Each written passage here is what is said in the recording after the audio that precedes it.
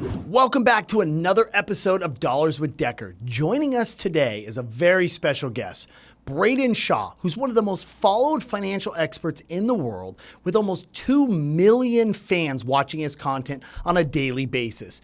And he's on a mission to provide the knowledge and tools that you guys need to turn all that research into actual financial reward. Braiden was born in Boise, Idaho, and he actually is 6'9", guys, which allowed him to play basketball at BYU, where he graduated from, with a degree in finance, specializing in real estate. Now, he is dedicated to helping others navigate the business world and achieve financial freedom at just 30 years old. And because he's just 30, he has a completely fresh and unique investing style that allowed him just in the last year to grow over 1 million followers on social media, where every day he shares valuable insights on business, finance, and real estate, helping so many people who've been underserved achieve their financial goals. I'm so excited for this one to dive into his story and hear more about how he's changing the lives of so many people by unlocking their financial potential. Well, I'm super fired up to have you in here, Braiden. Thanks for coming all the way down to Idaho, brother.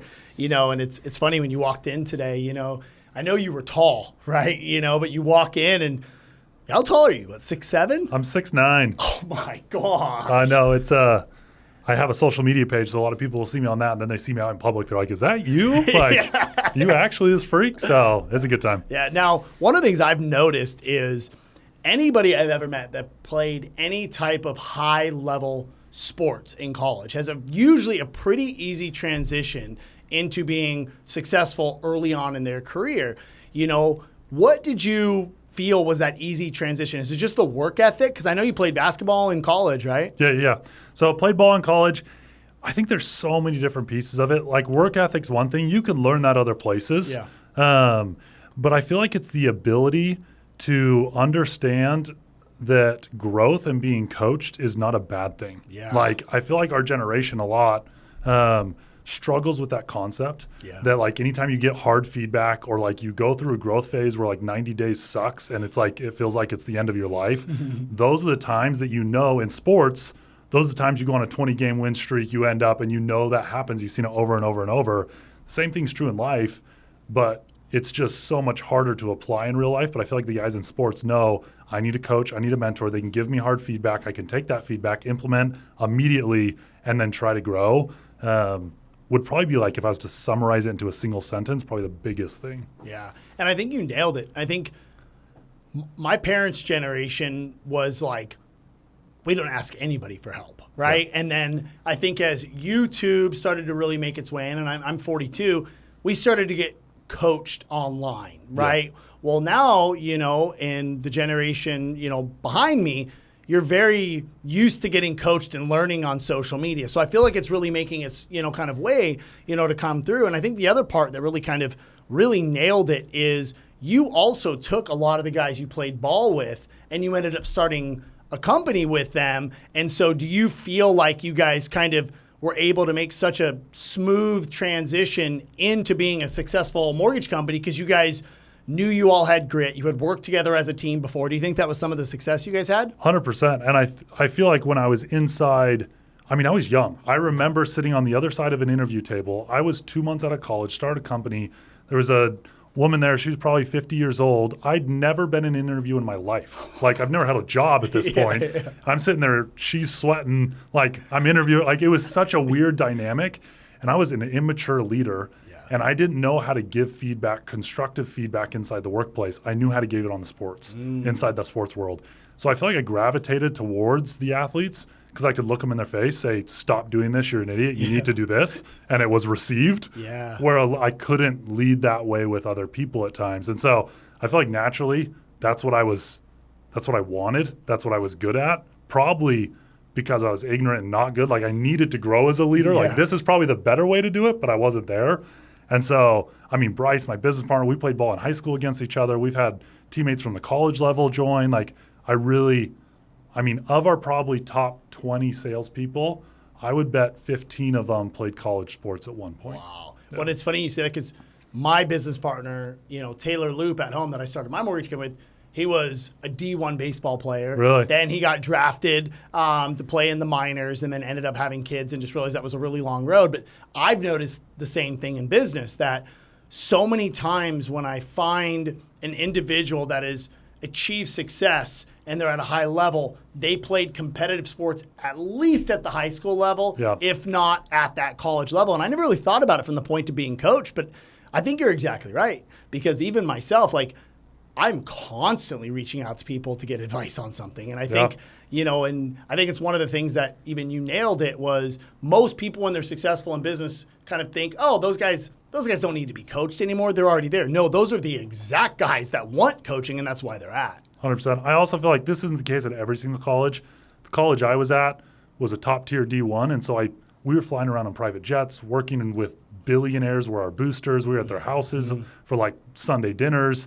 And so the other side is seeing that level of success and what life can be opened up a world I didn't know existed. Like when you fly private on a jet for 4 years and then you go like fly public for the first time, you're like, dang, I want that. Like that would be a cool life. And so I feel like it instilled something and cast that vision of what could be. Now, still working for it. It's going to be a grind forever to be that unicorn. But that was probably the other side for me, is it showed me what I could actually go get. And now it's competitive drive is trying to get there. Yeah, and I think you hit it there. Is we all know, like, the first time you fly private, right? And you fly, you're like, oh my gosh, this is amazing. Well, the same thing, it's like the first friend's dad that made a lot of money. And then you talk to him and he was a super cool guy. He wasn't the rich guy that we all hear on TV. And so getting into that, what was that transition, like where you went from college athlete and then now you've built, the most impressive rise I have ever witnessed firsthand of growing a brand, growing social media, doing all. It wasn't probably more than 2 years ago that, you kind of started in on that. Like, what was that switch that you decided, hey, you know what? Not only do I want to build a company, but I know as part of building my net worth, I can actually help people take that journey with me. Like, what was that? You're going to get some shout out here. So it was last spring.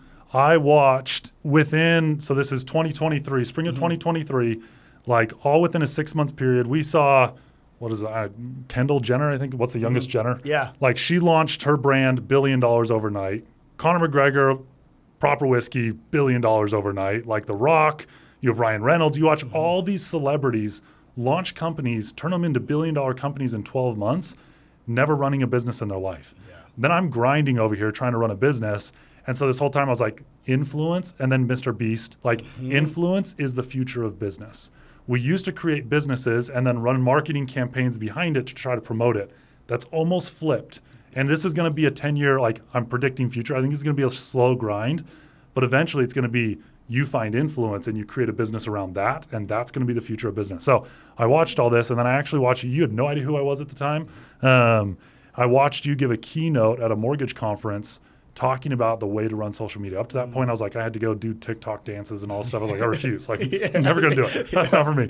And you broke it down. I was like, just give them knowledge in a digestible way that is clear and transparent about a topic that they want. Yeah. And I was like, there it is. Like, I can do that.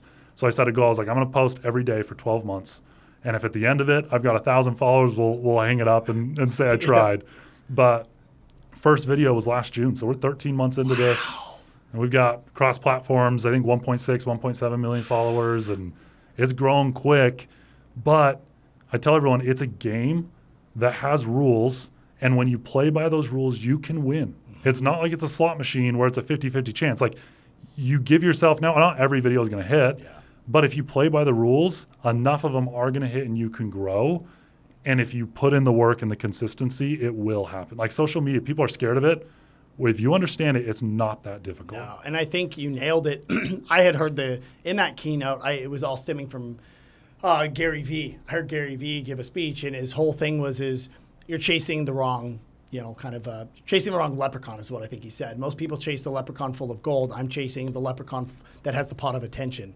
Right? Yeah. And attention is the currency of business. Yep. And he said that is what most people, and I have 2 little kids at home, and my kids now are 8 and 10, but at the time of that, they were 4 to 6. They couldn't name a single professional athlete. They couldn't name a single celebrity, but they knew every YouTube star on earth. Yeah. Right? And I would tell them, guys, this is not an arrogant boast. We have way more money than they do. You live a way nicer life than they do. Why are you finding them going to the grocery store so interesting? And it was because it's so relatable. Yep. And that's when it triggered for me is stop putting on professional, high quality productions with this elaborate intro and just talk like me and you were sitting across to the room. And people have a short attention span, so give them one quick win to do that, right? Now, I think one of the things that really what I want to dive into is from the social media and from that launch, when you look at it now, how different does your net worth look from when you were there to where you are now? Completely different. Like I was always on a trajectory, knew I wanted to grow my net worth. I was growing a company. Like I was going to find success. I'm competitive. We talked about sports. Like I was gonna do it. But now it's at a whole nother level just because of the different avenues. Like before I was a loan officer and all my money came from it. And so I was grinding and grinding, grinding. That's still 40 hours a week for me. But now because of social media, Jared, who helps me run my social media, we have a running joke right now. We're 42 days strong right now of being pitched ownership inside of a company for 42 days straight. And most of them are not asking for any money. Come sit on our advisory board, we'll give you 10%. Come do this, we'll give you 25%. Those opportunities, like I'm not gonna stretch myself too thin. Like it needs to align, needs to fit the brand. Like we've turned all of them but one down, I think. And we're like doing due diligence on that. But it's that type of opportunities that is incredible. I'm extremely blessed. Like I tell my wife, you're never a hero in your own home. She always is like, why do people even listen to you? I was like, great question, babe. Don't know. Our wives need to meet. My wife says that all the time. Like we'll be at dinner somewhere and somebody comes up to me and be like, hey, can I take a photo with you? And my wife will be like, why do you want a photo with him? He's a loan officer from Temecula. Like, she'll never get it. But now it's fun because we get this opportunity to go invest. And that's what I built my page around. It's what I've always been like passionate about. But now I actually get to go implement it with my dollars at a faster pace than I could have dreamt of.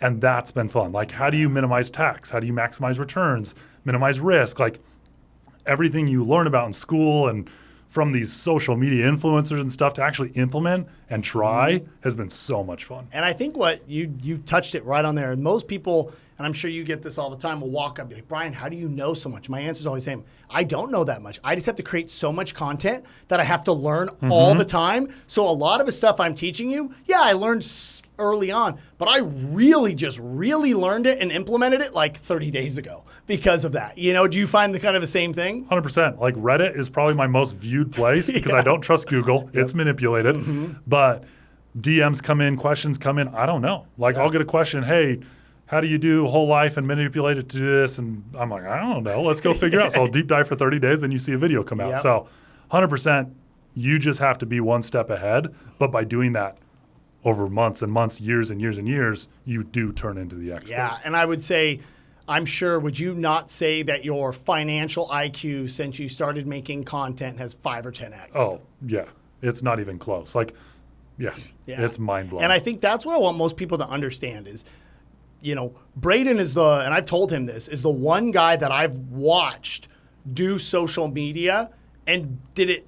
Like if I could do it all over again and give it everything to it, you nailed it, right? And what you did was you took a concept and just taught yourself over and over again. You were not a Wall Street banker. You are, how old are you now? 29. He is a 29, 6'9" white guy that played college basketball that lives in Idaho. Yep. Right? So you are not a family from Wall Street. You are none of these things. You're not a financial planner, which thank God you aren't because of licensing for it, right? But that is what I want people to understand is, you know, if a dude from Temecula, California, whose dad was a forklift driver, and a guy who is from Idaho, and neither one of us look like Brad Pitt, we can do it and get this followers. So can you, you know? The other side of it is like, we'll talk, I'm sure, investments. I fill out questionnaires. I'm sure we'll go down there. But yes, I do it with this much dollar amount. I love using percentages because I don't care where you're at on the earning spectrum. Investments are investments. Like, yes, you have to make a certain amount to be able to make ends meet so you can invest. But I don't care if you're investing $2,000 a month, $500 a month, $100,000 a month, $1 million a month. The concepts apply, and you can get ahead. You can find high return assets. And so that's what my whole page is about, is like, how do I get the common person that's like me, grow up in Idaho, some white dude that just wants to get ahead? How do I get them the financial literacy so they can start on that journey? Now, maybe you'll strike it rich at 29, maybe you'll strike it rich at 49. I don't care when you are on that journey, but as long as you're just grinding and putting away, anyone can become a millionaire inside this country. Yeah, I agree. And getting right into that. So I always tell everybody that what I like to always look at is saying, okay, if we're going to take somebody's net worth and we just use percentages of allocation, right? Yeah. And let's say we break it down. Why don't you walk people through percentages of allocation of like where you were 2 years ago on percentage of allocations versus where you're at today on percentage of allocations? Yeah. So first I want to give a little bit of my history because I actually don't love my allocations. Yeah, perfect. Like if I was to give someone advice, I would say don't follow me in this aspect. I own a mortgage company. I own a real estate syndication company which buys like apartment complexes. I am very real estate heavy, and my portfolio shows that. Yeah. So currently of my net worth, 80% of it is inside of real estate. Yeah. I would not suggest that for the average person. We have that in common. I'm 80% in crypto. So Yeah, we're both there we go. psychos. Yeah. So it is not probably the best way. And then right now, I'm trying to like do math in my head. Yeah. We're probably about 8% stock, 15 to 17% crypto, and then like 3% cash. Yeah. So that's like general. So it's about an 80-20 split, liquid versus real estate. And then of the liquid, my biggest holding is cryptocurrency as well, stocks, and then cash. I don't believe in bonds or gold or anything like that. It's not a good, if you can't beat inflation, you should never be in it. Exactly. Now, when you know, with my stock portfolio, the way I kind of look at it is I divide everything into like a 70-30 split, where I take 70% is always aimed at long-term. 30% for me is like trading in and out of the market based on economic cycles. Now, do you, with your stock portfolio, are you strictly index funds all long-term, or do you do any like trading in and out? Like, what does that kind of look like of that? Good question. So because I have so much real estate, I have a ton of debt. If you count my syndication stuff, we're hundreds of millions. So I have a ton of debt at a young age. And so the way I've always viewed stocks is I want the ability that if all money ceased to come in for 24 months, I want to be able to make my debt payments. Yeah. So that's always been mine. I watched my dad go through 2008. I think he had over 100 rentals at the time. Watched him struggle through that, trying to figure it out. Banks were calling notes when he never missed a payment. I was like, I never want that to be me. So my stocks are all long-term ETFs. I don't day trade anything. But the reason is not because that's an optimal way to do it, but it's because that's what stocks are very functional for me. Like I calculate my total debt payments, I multiply it by 24, I stick that much in S&P 500 or a total market index, and that's just my liquidity for real estate so that I can go play in other investments like investing in companies, cryptocurrency, stuff I never want to touch or pull from in a case of a need. So I don't day trade. I don't even swing trade. It is all S&P 500, VTI, VOO, stuff like that. And to be honest, that is proven to be, for 99.9% of people, the very best strategy you can ever do. 100%. You know, and I think that's why, and I think it comes down to passion. Like I day trade about, and if I day trade, swing trade, 30% of portfolio, not because I think it's going to perform better than my long term. It's I love it. It's fun. Right? It's fun, right? You know, and it's kind of my version of gambling, right? And there's you can figure out a way to beat the house if you follow very specific rules and you know, kind of remove the emotion out of it. Now, when it comes to real estate investments, now when we walk through that, what have you learned? Like, what don't you invest in now that maybe you did in the beginning, or is there not anything in real estate? Yeah. So the way I approach real estate is just different. Like everyone's first investment should be some form of your own home. Try to get a fourplex, house hack, something like that. That's what I did. So I bought a small home, fixed it up, added a bedroom, and then turned that into a rental. Like that's how everyone should do it. And then after that, my next 5 or 6 purchases were all inside the single family residential space, fourplex, 1 to 4 units. I tried Airbnbs, I tried wholesaling, I tried long-term, I tried everything. Airbnbs didn't work for me.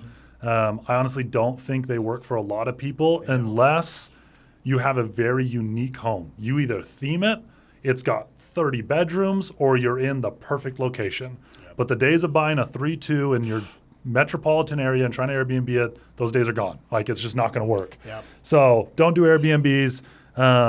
But now I do a lot of syndications. So explain to that, because most people, and one of the things I've noticed, so Tarek, my buddy Michael Christensen, all of my buddies that have really high net worth, they all got there through real estate syndication. So why don't you kind of break down for people what that is that don't know? Yeah. So inside the real estate world, when you buy like a single family home, you send an appraiser out there and they determine the value, right? You just have some dude that's got his iPad and figures it out.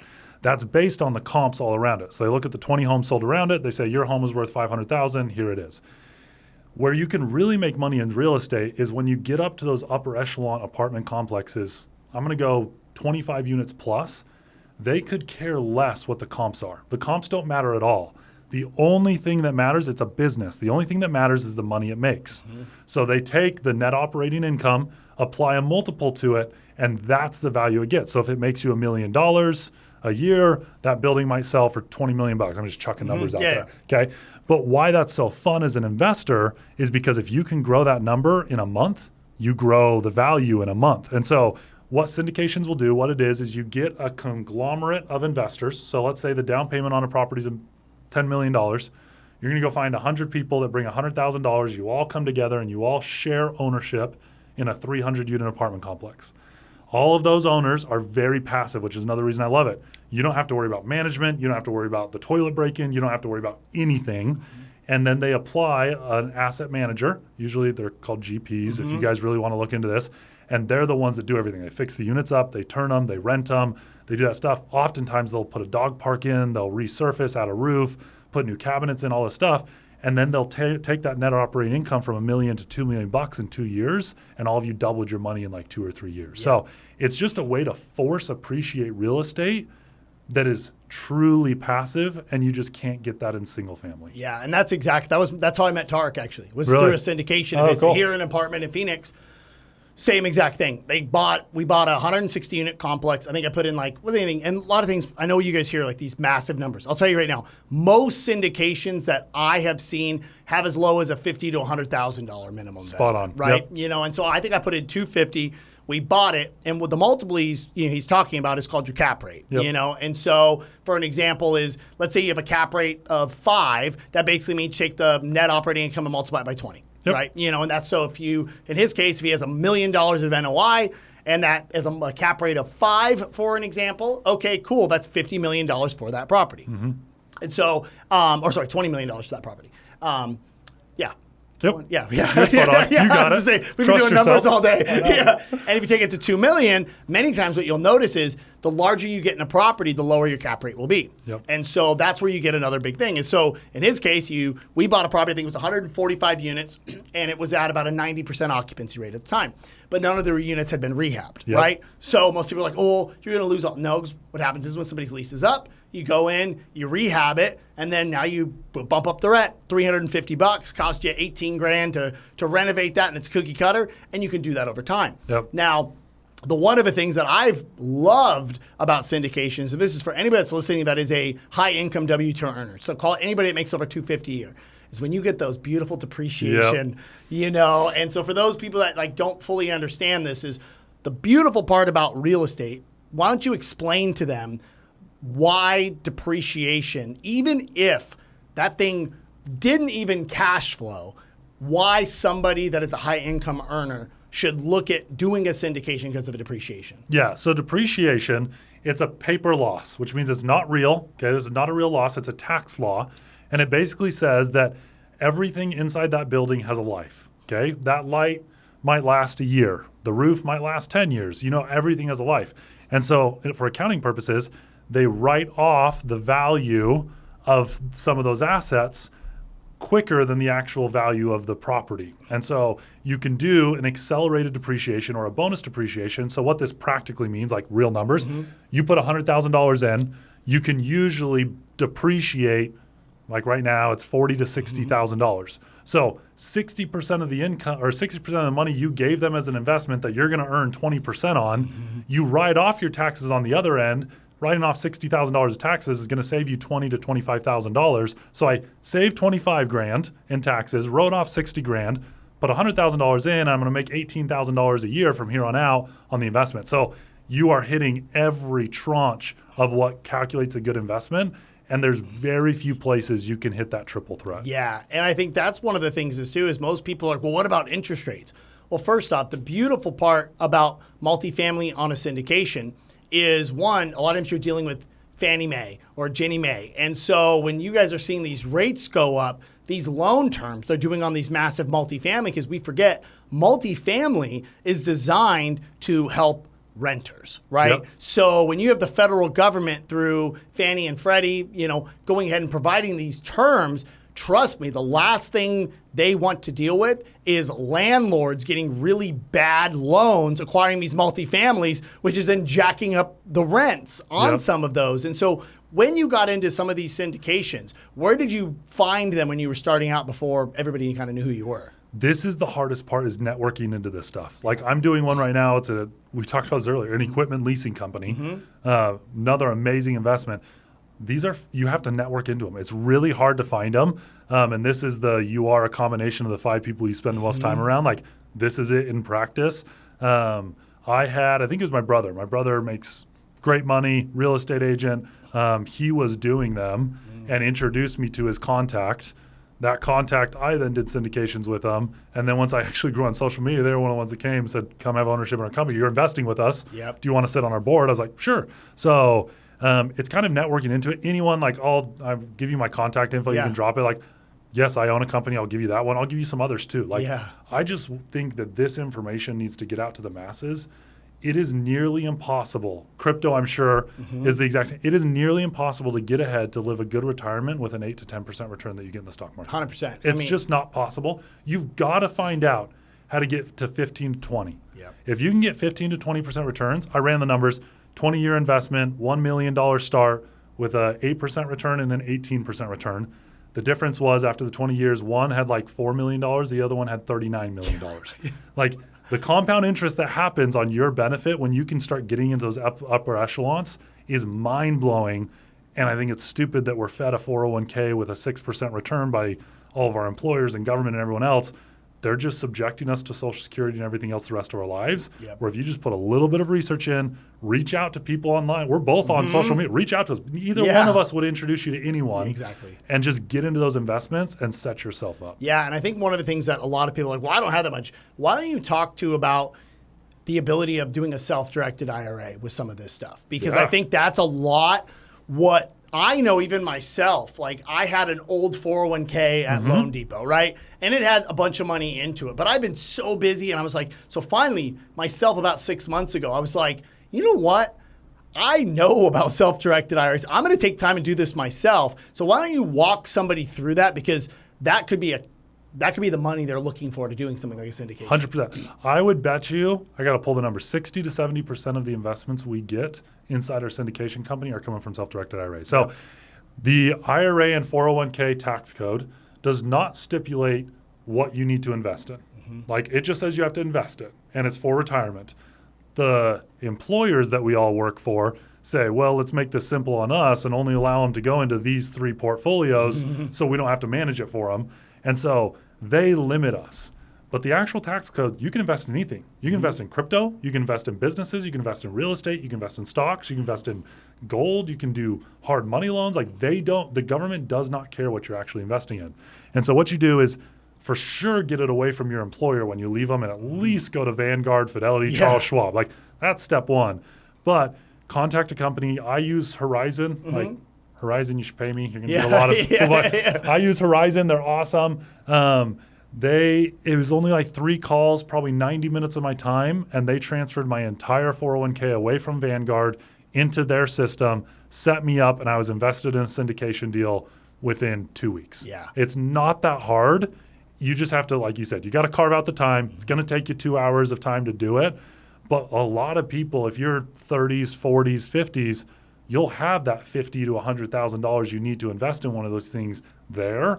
Stop getting an 8% return. Once again, don't get the 8% return that you're getting in the stock market. Go apply it somewhere else and actually set yourself up. Yeah, and I think even when I looked to do it, mine was at Fidelity. And I mean, I knew there was a 401k, and I looked at it, I'm like, I am literally earning, because they put you in the targeted funds, right? Yep. You're going to retire at age 2055. Here it is. It averaged like 6.1%. Okay. That's not even inflation. It's not even inflation. So I pulled away. I had like, I don't know, 300 grand in it.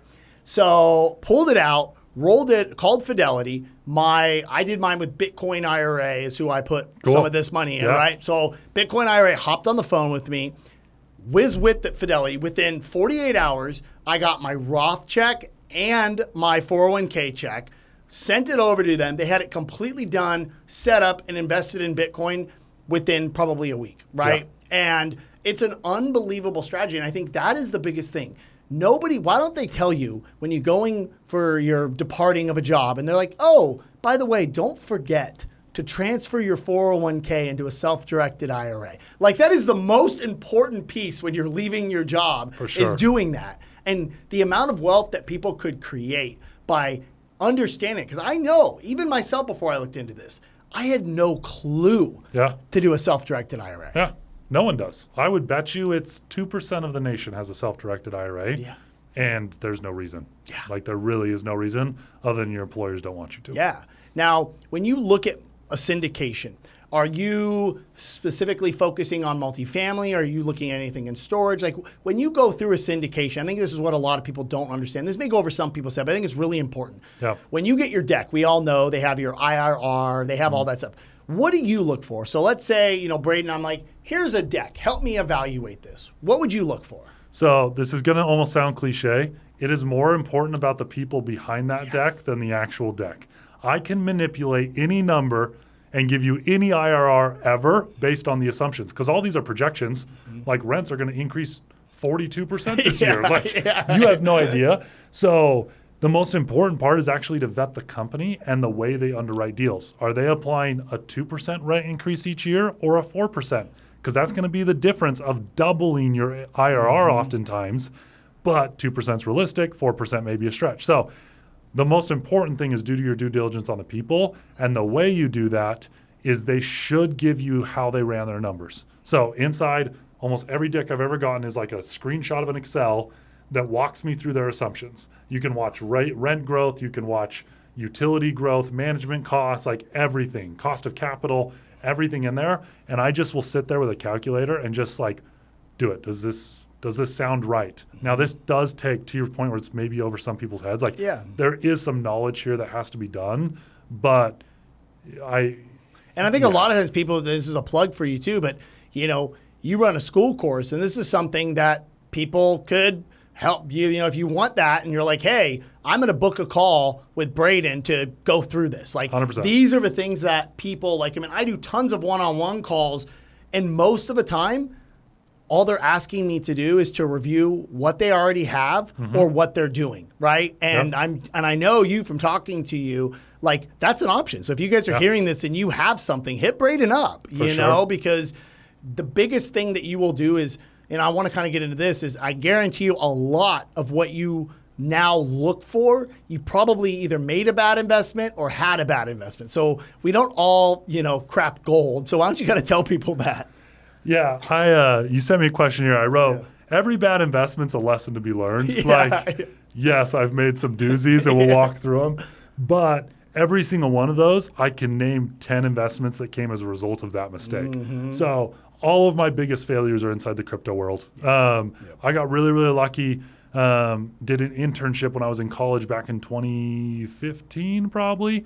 Sat next to a guy inside this cubicle, and he was like mining Bitcoin, talking Bitcoin. I had no idea what it was. Forced me to buy it. Sorry, employer. I spent the rest of my time just day trading Bitcoin inside that cubicle. I was addicted to it. And so I was in on the early days. So I mean, Tron, Ripple early, wish I would have hung on to that one. Tron, I lost a lot of money. Genesis Vision Token, GVT. I remember that. Yeah. I was early on that thing. What's funny is I was junior in college on that one. going home to introduce my now wife to my family. And we left Utah. It's a 6-hour drive. We left Utah. I still remember my portfolio was $2,800 of GVT token. By the time we got there, 6 hours later, it was $81,000. This was during the run of like 2015, 16. Yeah. And I literally looked at my girlfriend at the time. I was like, I'm retiring. Like, give me 24 more hours. Like, we're done. Yeah. I rode it all the way back down to like $2,000 and sold out. And then CRO was probably another big one that's legit company. Yeah. Like a lot of these, GVT's not around, but a lot of these are still around. It's the fear inside crypto or the FOMO inside crypto to jump into these meme coins when they're pumping. Mm-hmm. And that's the lesson I've learned is like 90% of my holdings is Bitcoin now. Yeah. I just told you, I was day trading Bitcoin, like 5 Bitcoin at a time when it was like $600. If I would have just held on to those, would have been a much better picture. But 90% of my portfolio is Bitcoin, and then I'll play with 10% in small cap and like some meme coins and stuff. But don't FOMO in. Understand the project. You might disagree with me on this one. I will never put my money in a project that I don't want in there for 5 years. I'm not going to day trade it if I can't hang on to a 90% loss and believe that it's going to get me back there. Does that make sense? No, 100%. And you nailed it because I made the same mistakes, right? Yeah. Like, and what I do now is I look for what they call as a fully doxed project, right? Like, people don't realize, just like how you have a prospectus, if you want to buy cryptocurrency, you can go to that foundation or that DAO's website, you click on the white paper, and it tells you all the founders and how much of their tokens they got and what their experience is. Yep. So when I see people that's like MIT graduate, like Harvard graduate or this, whereas I see the other guys and it's like pictures of random NFTs with some pseudonym name, I'm like, nope, they ain't going to own this one, you know? 100%. So crypto's where most of my losses are. I mean, my Airbnb stint, I never lost money, but there was a couple that we broke even and called it good. Where kind did of you, thing. What was because I had the very similar, I've owned like 6 Airbnbs, 2 failed, 2 I got out at a good time and I made some money, but they just weren't cash flowing. Then I have 2 now that do well, to your point, cream to the crop location, in the middle of the gulch, themed out, like they do very well on that. But I learned, what would you say your biggest mistakes were with Airbnbs on those? Everything I bought was like 4-bed, 2-bath. They were the perfect long-term rentals. Gotcha. Like I found a part of town I loved that I would live in personally, got a 3-2, 4-2, turned it into an Airbnb. And I would make money in the summer, move money in the winter, say, I can justify this. And then eventually one of my Airbnb guests said, hey, can I do 6 months? And then it flipped. And then I saw like profits every month. I was like, this is what I want. So I just transitioned all of my Airbnbs over to long-term. And that's why I said I never lost money because I still own them.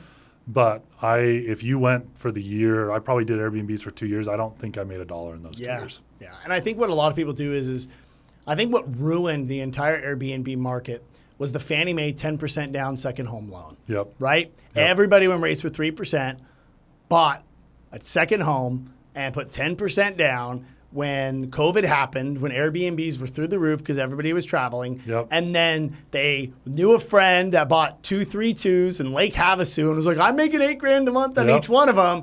And then when the world normalized and you weren't seeing everybody from these shutdown states going to these other states, people were like, oh, crap. Like, this is ridiculous. And so one of the things, I'm curious to get your opinion on this, is I really think that markets that are very heavily Airbnb focused with 4-2s and 3-2s, I think is if we get into continued unemployment rising, I think we could see a lot of inventory coming into the markets in those markets that are very heavy Airbnb focused markets because of everybody having those second home loans. What are your thoughts on that? 100%. I am going to slaughter this. Fact check me and put it over my mouth and repeat this.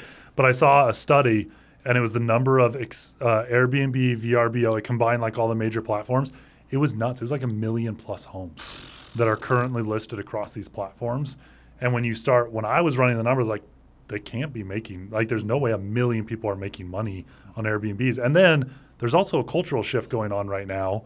I don't go to an Airbnb unless I have a need for it. I don't want to clean my own dishes and clean my own house and pay a cleaning fee on top of that. Like, I'm just going to go to a hotel, get a breakfast, and have my bed made for me. Like, so there's this cultural shift that I feel like a lot of people can relate to, and the combination. And so I 100% think that either the long-term rental market is not going to be as attractive the next 24 months because they're all going to flip to long-term, which is going to drive rents down because we'll have an increased supply, or they will just list them and try to get rid of them. And we could see these high markets see a small blip. Now, there's a million other factors. Do rates come down at the same time? So we just swallow that, who knows if it's actually going to come down, but I do think that will be a negative pull on real estate the next 24 months. And one of the things one of my buddies, one of the things that he did that I think is actually really, really smart is he had a bunch of Airbnbs, and he had them all over Nashville. He had them all over Dallas, and then Dallas changed their Airbnb laws. Yeah. So what he did, which was actually very, very smart, is he went on and bought prefab ADUs for about $40,000 a pop, put them in the backyards of all of his Texas properties, and turned them into long-term rentals where he rented out the back, rented out the main house, and he is ending up making almost the exact same amount of money that he was making in long-term rentals by going ahead and basically, because the ADU laws in so many cities, because we have such a housing shortage, you can pretty much almost put an ADU anywhere for right now, Interesting. And now with you being one of the questions I do want to, one of the things that I think with long-term rentals that do very, very well for many people is when they're in an area where it's a college town and you get a lot of college housing. So obviously, being up in the, Boise area, you have several colleges up there. Have you ever gone into student housing, or like, what are your thoughts on that? Because I've heard people say horror stories. I've heard other people being like, I don't really care. I'm making way more per room. Yeah. I have not. Yeah. So my first rentals were actually down in Killeen, Texas, around military bases. So I said I was a mortgage originator. My income was very recession sensitive. I was like, if someone's going to pay rent and I'm going to get in real estate because I wanted the tax benefits and the appreciation, all that kind of stuff, I want the government paying it because that's probably the best tenant there is. So your two options are Section 8 or military. So I went military. That's awesome. So that was the first thing I did. And then Boise was the number one appreciating market in the nation for like 2-3 years. And so I started buying up homes just in my market. I knew it well. My brother's an agent. I'm a loan officer. We could find deals. So I just started picking up homes in areas that I would want to live and then renting them to young families. Gotcha. Now, two last questions. So one of the questions I have, we all know about, the downside of crypto, but when it comes to best investments that you've made, like, why don't you give me one in the real estate and one outside of real estate? Yeah. So I think it's funny when you have anti-real estate people that say real estate's appreciated 4% over the last 100 years, stocks have done 9%. I'm like, yes, but you can use leverage in real estate, and you're completely forgetting that. So like the first one I made in Killeen is probably the first one that comes to mind, $265,000 fourplex. Wow. Only get that in Texas. And was cash flowing like $1,200 a month, so it was a no-brainer. And then now 2 years later, $450 to $480 probably, but I only put 20% down. So 20% of $260, I'm $50,000 in, and it appreciated $250,000. So you start running math, like 2 years, that's a 500% return in 2 years.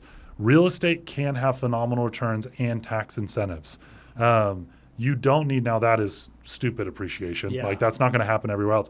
But even with 5 to 10% appreciation, if you choose a good market, you put 5% down, 10% down, 20% down, it appreciates 5%. That turns into 25, 30, 35% returns because you're using leverage on your side. So that's probably the best inside the real estate world is just use leverage on your side.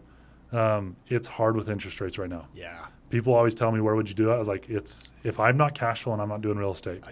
People ask me all the time, Brian, where's the best place to buy a house right now? I was like, the only way you're really going to ever make money is if you can do an equity ad. Yep. Like if you can do an equity ad where you can go in and put an ADU and you can fix it up and just all you want to do is try to break even. Yeah. Break even at high interest rates, add some equity, and then refinance, and that's where your cash flow is going to be. And even in then, you better hope to God you need a high amount of taxes. You owe the IRS tax man, because even then, that's really the game changer where it pushes it over, And otherwise, okay, sweet, I'm going to invest $100,000, to break even, to put in more money to add equity, to then get a return down the road when I refinance. It's a lot of variables, but in the long term, you're always going to win. It's just, it's hard to justify. And that's why, you and I were talking off things. It's the key to investing, knowing your economic cycle you're in. Yeah. 100%. And like really high rates means prices have been suppressed because people care more about the payment than they do the price.